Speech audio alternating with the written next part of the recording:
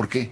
Porque a partir de la renuncia del ministro Medina Mora, el presidente de la República ya tiene el control de la Corte, Pedro.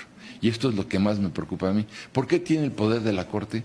Porque si se requieren de 8 resoluciones a favor para declarar la inconstitucionalidad de un acto o de una norma vigente, 8, se requieren 8, y son 11 ministros, 3 ya son del presidente, y el presidente de la Corte, el señor Saldívar, que es uno de los grandes traidores a la República, no hay que minimizarlo, es un presidente de la Corte absolutamente traidor, se suma a los 3 que ya tiene el presidente, son 4.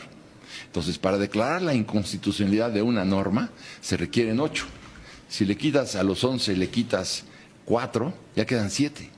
Entonces, cualquier propuesta de inconstitucionalidad de una norma, simple y sencillamente se ignora porque no tienes los 8 que se necesitan para declarar la inconstitucionalidad.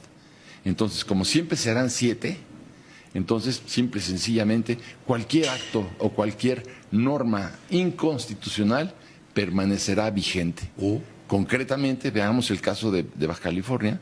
Es evidente que se va a proponer la inconstitucionalidad de esa disposición.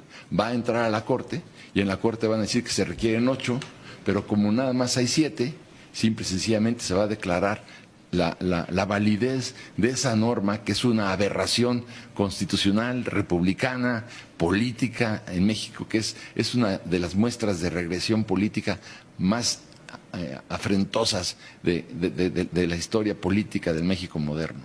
Entonces, creo que esto es importante porque se acabó la desaparición de poderes, la separación de poderes. Sí, y surge la desaparición de poderes que los controla hoy en día una sola persona de acuerdo a sus estados de ánimo, que imparte una justicia selectiva. Entonces, Pedro, cuando ahora la Corte ya, de hecho, no existe, porque ya no va a haber inconstitucionalidad de los actos, porque se requieren los 8, cuando nada más van a haber 7, entonces, y el Congreso de la Unión ya está dominado fundamentalmente por Morena, por el PRD, por Movimiento Ciudadano, ya lo vimos ahora en las reformas de esta semana, con la revocación del mandato. Bueno, pues entonces es claro que ya es el gobierno de un solo hombre. Es decir, yo entendí perfectamente bien que en las elecciones del año pasado, Pedro, cuando ganó López Obrador, entendí que la furia de la sociedad estaba justificada precisamente porque no habíamos tenido un gobierno, el último gobierno de Peña Nieto, sino habíamos tenido una pandilla. La irritación social estaba mucho más que justificada. ¿Cómo decirle a la gente, tranquilos, está bien, van a votar por López Obrador, pues voten por López Obrador, pero no le entreguen el Congreso de la Unión? ¿Qué hicieron? En su furia le dieron todo. Le dieron todo. Le dieron el Congreso de la Unión y además le dieron 19 congresos estatales. Entonces, claro, nos convertimos en el país de un solo hombre.